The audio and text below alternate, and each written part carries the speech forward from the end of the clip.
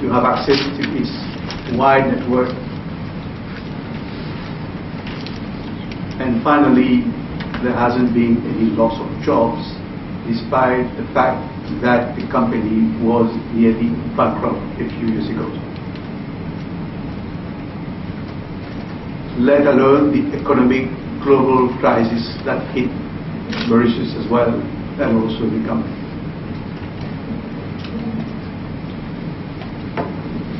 Now, I feel particularly proud on behalf of all the employees of Air Mauritius,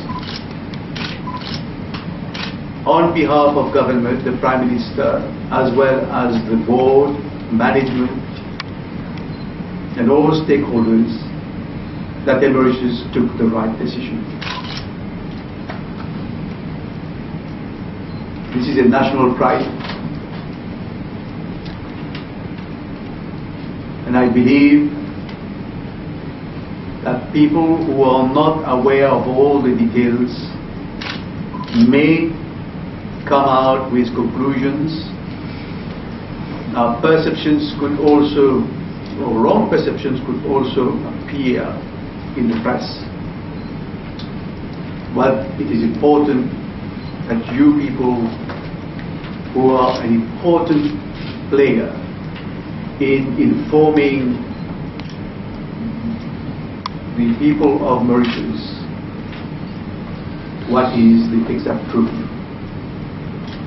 And I have a pleasure now in asking the CEO to make his presentation, and after the presentation we will give you a copy of the slides so that you can have the details exactly as he presented, and there is nothing which is going to be interpreted wrongly afterwards. Thank you. Ladies and gentlemen, members of the media, press, as you heard the chairman, today we're going to share with you some important information regarding some very important developments that have taken place at Air Mauritius over the past weeks. So not only the fleet, but I will cover also the quality reward, the service quality reward that we got from Skytrax. So if I start, I'd like to just first of all point out that the information that we will be showing today relates to the company Air Mauritius and not the group, so it does not include the subsidiaries. And that's very important for you to understand. I'm going to start with what I call the starting point. Where were we 2 years ago? So you heard the chairman said that in the, what was the answer that was going to be given by the Prime Minister, he spoke of our loss of 29 million in 2012. And I just want to step a little bit further back and go back to 2008-9, when we had a loss of 84 million euros, which was the year that the hedging loss occurred. And the hedging loss spread over 2 years. It was 2008-9 and 2009-10. The point I want to make is there are a lot of perceptions, but the reality is that we in Mauritius repaid or paid off that hedging loss. So I've heard recently on the radio some comments that the taxpayers paid for it. Not at all. We had cash in the bank, we paid the hedging loss. We took short-term loans, we paid it off, and we paid the loss. So it was not the taxpayer that paid, but Air Mauritius. We recovered from the hedging loss in 2010-11 when the price of fuel went from 59.49 to 64 euros, and we made a small profit of 9.3 million. And then the price of fuel went through the roof. It went to above $120 a barrel, and you can see in dollar terms it went from 84 to 113 on average for the year. In euro terms, from 64 to 82. The euro stayed pretty much the same, but demand from Europe dropped, and overnight we shifted into a loss of 29 million. And that is when we realized the business model no longer worked. That when fuel prices were high, we were in trouble. And in fact, there you can see it. The high fuel prices, the weaker euro, and the slump in demand gave us a loss of 29 million. What is important is that if we did nothing, and the price of fuel stayed high, which it has, and the euro stayed weak, which it has, and demand from Europe, the drop is sustained, we would have made a loss in the next year, which was the year 2012-13 of 33 million, and the next year another 33 million, and Air Mauritius would have been bankrupt. So we realized at the time, and as you heard, the Prime Minister said to us, go and get expert assistance and find a solution, revamp the business. And that is when we brought in Seabury, and we went through a series of months where we did diagnostics, analyzed where we are, and ran hundreds of scenarios with them using specialist tools to find a solution to the business. And from that we crafted our 7-step plan.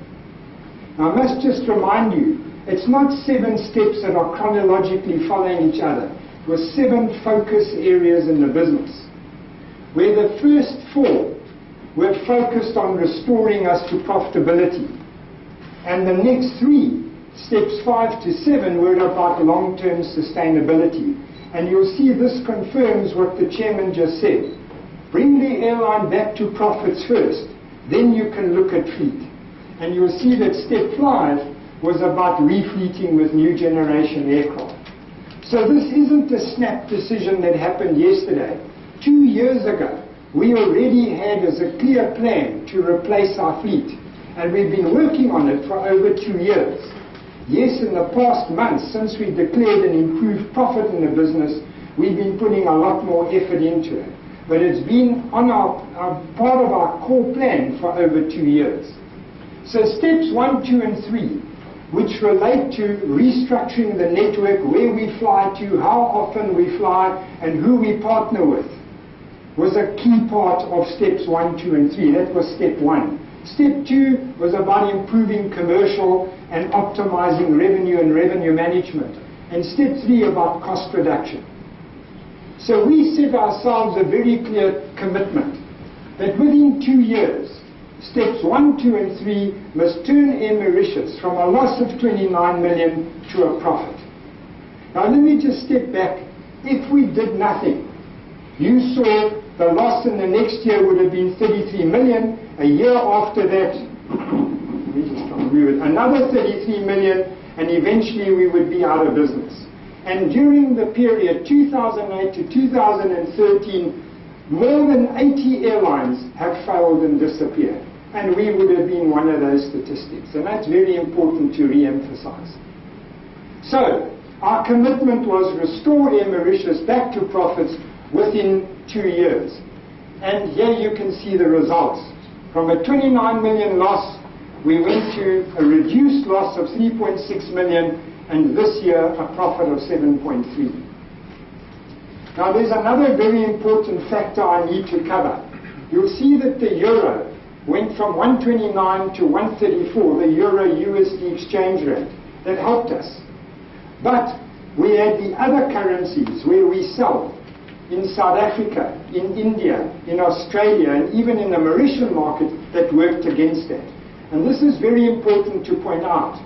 The rupee against the euro went down 5%, the rand 22%, the Indian rupee 13%, the Australian dollar 9%, and that cost us 19.2 million euros in less revenue. And we scored on the other side with cost gains on the euro getting stronger by 4%, but we were still out of pocket a net 1.3 million, which means the 7.3 would have been 8.6. So the perception, oh, we only made a profit because the euro helped us and got stronger, nonsense. The euro did help, but it was more than offset by losses on other currencies. See who's speaking there? So I think that's very important to clear up. So if I go back, we had a commitment, restore Air Mauritius back to profits within 2 years. There you can see it, 29 million to 3.6 to 7.3. And that would have been better by 1.3 million, which would have been 8.6 million if it wasn't for the other currencies weakening more than what we gained on the euro against the dollar. And that was a very important point to show you. Here you can see the results at different levels. Gross profit, which is one of the key tests of how profitable your business are. Our gross profit went from 19 million to 30 million. That's 57% better. That's how we traded better. So our trading in the business was a lot better. Our operating profit went from a loss of 2.3 to 6.1. And then in finance revenue, we had a small gain on hedging because we continued to hedge. And that was about 1 million of the 3.8. It went from 1.4 to 3.8, and we also had some translation gains. The end of every financial period, any loans we have in dollars are converted to euros. And when you convert, depending on the rate, you could score a little or lose a little, and we call that currency gains and losses. So there was another 400,000 that we scored there. But it was below operating profit. So yes, 6.1 became 7.3 because of a small gain on hedging and a small gain on currency translations, but the core business had a substantial improvement. So again, the nonsense that often is spoken, oh, the only reason you did better, you scored on the hedging and you scored on the euro. Not true. We had a little gain, but the core business showed a huge improvement, 57% on the trading operations of the business.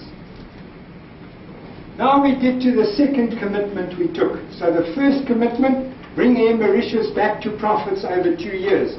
We achieved that. Tick. Done.